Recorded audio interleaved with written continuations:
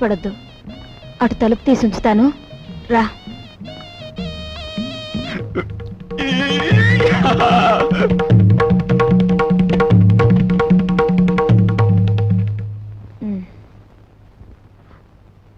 ఏమిటి మీ చేతిలో? ఇదివ్వండి. ఏం లేదు, ఏం లేదు. డాక్టర్ మీకేం చెప్పారు? వీడీలు కాల్చొద్దన్నారా లేదా?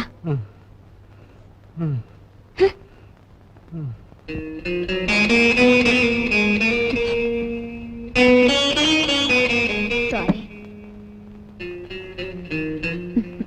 రోజు కిటికీ దగ్గర అలా చూస్తూ నిలబడిపోతావు. మనసు పాడైపోవడం లేదు? నువ్వు నాకంటే చిన్నవాడివి, నీకు ఆ విషయం తెలుసా? అన్నట్టు ఆ సోఫాలో ఉన్న ఆయన ఎవరనుకుంటున్నావు? తెలుసు, మీ ఆయన. ఆయన కడుపులో రాచపుండు. డాక్టర్లు బ్రతకడంటున్నారు. చాలా మంచి మనిషి. ఆయన్ని ఎలాగైనా బ్రతికించుకోవాలి. దానికి బోలెడు డబ్బు కావాలి. అన్నట్టు నీ దగ్గర డబ్బుందా? నీ దగ్గర డబ్బుందా? నీ దగ్గర డబ్బుందా? నిన్నేరా అడిగేది. నీ దగ్గర డబ్బుందా? నేను డబ్బు కోసం వ్యభిచారం చేస్తున్నాను. ఫూల్. డబ్బు లేని చవటవి ఆ కిటికీ దగ్గర చేరి దేనికి ఆ చూపులు? ఇంకొక్కసారి అలా చూసావో వెళ్ళు, అవుట్.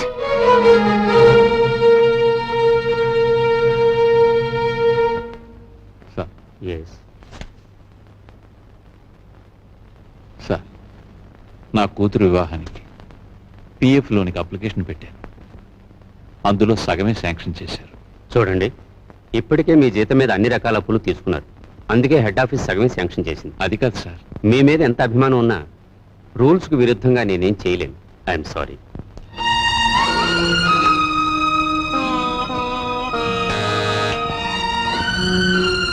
రాఘవయ్య, మళ్ళీ అప్పుకేగా దీల్లేదు.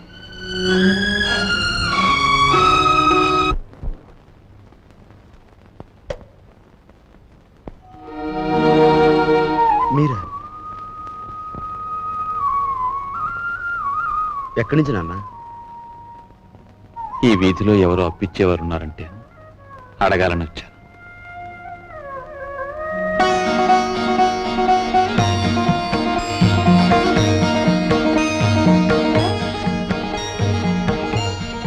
నాన్న,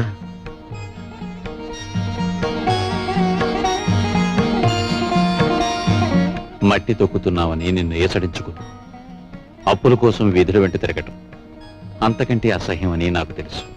నాన్న, నేను మారిపోయానని చెప్పేందుకు రాలేదు. మేం మారవని చెప్పటానికే నేను ఇక్కడికి వచ్చాను. నాన్న, అంతే. మేం మారం, మా తరం అంతే.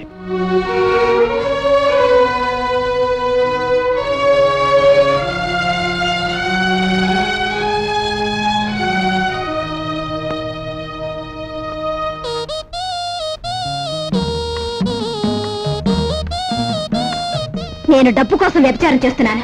ఫూల్. డబ్బు లేని చవటవి ఆ కిటికీ దగ్గర చేరి దేనికి ఆ చూపులు? ఏమిటండి అలా ఉన్నారు?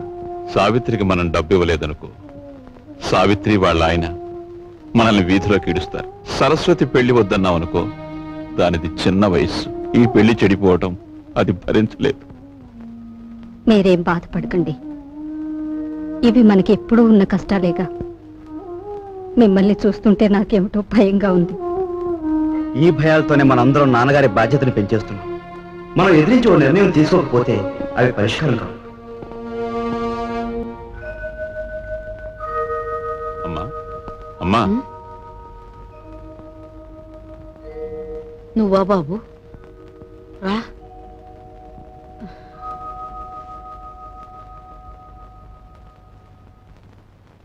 ఏంటి నాయనా? అమ్మా, మన సావిత్రికి నెలలో కట్నం డబ్బిచ్చి పంపిద్దాం అనుకుంటున్నాను.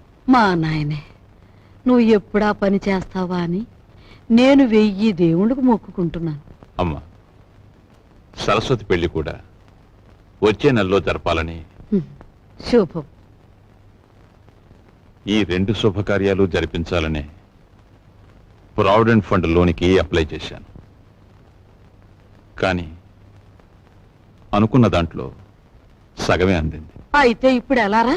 అమ్మా, నేను డబ్బు కోసం ఎంత ఇబ్బంది పడినా ఏ రోజు ఏదీ నిన్ను అడగలేదు. కానీ ఇప్పుడు అడక్క తప్పడం లేదు. ఒకసారి నీ మెడలో ఉన్న గొలుసిస్తే నా గొలుసా? ఆ మహారాజు పోయాక పుస్తెలు చెడగొట్టుకుని చేయించుకున్నా నీ గొలుసు. ఇప్పుడు దీన్ని కూడా ఆరాయింపు చేస్తానంటావా? ఆ మాట అనటానికి నీకు నోరట్టా వచ్చిందిరా? అమ్మటానికి కాదమ్మా, అవసరం వచ్చింది కనుక తాకట్టు పెడదామంటున్నాను. ఈ 2 బాధ్యతలు తీరిపోతే డబ్బు రాగానే విడిపించేస్తానుగా. విడిపించేస్తావు? తోడ పుట్టిన చెల్లెలకి కట్నం డబ్బులు ఇచ్చి పంపించలేక చుక్కలు లెక్క పెడుతున్న వాడివి నా గొలుసు విడిపించేస్తానంటే నేను నమ్ముతాననుకున్నావా? ఒరే, నేను బంగారం మీద మోజుతో కాదురా ఈ గొలుసు వేసుకు తిరుగుతున్నది. మహారాజులాగా బ్రతికిన మీ నాన్న శ్రార్థం నువ్వెంత ఘనంగా పెట్టావో నేను ఇంకా మర్చిపోలేదురా. రేపు నేను చస్తే నన్నింత బుగ్గి చేయటానికి నువ్వు నలుగురిని చందాలెత్తకుండా ఉండటం కోసమేరా నా దగ్గర ఈ కాస్త బంగారం ఉంచుకుంది. అది కాదమ్మా. నువ్వేం మాట్లాడు. నాకు ఇహం కంటే పరం ముఖ్యం, బ్రతుకు కంటే చావు ముఖ్యం. ఇక ఎప్పుడు నీ అవసరాలకి నా గొలుసుకు మాత్రం లంకె పెట్టకు. వెళ్ళు.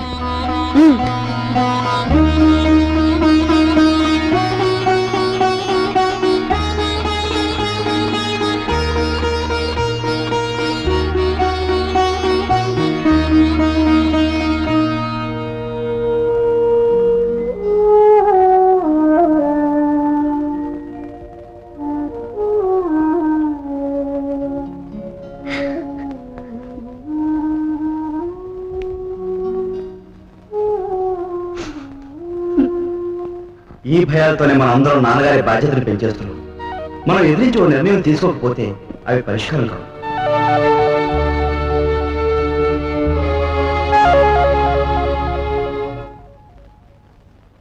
అమ్మాయి సావిత్రి, ఏమ్మా? మీ అన్నయ్యకి ఏదో డబ్బు వచ్చినట్టుంది. రేపు పొద్దున్నే మీ ఆయన్ని అడగమను, లేకపోతే అది కాస్త పులుసులో కలిసిపోద్ది. అలాగేనమ్మా.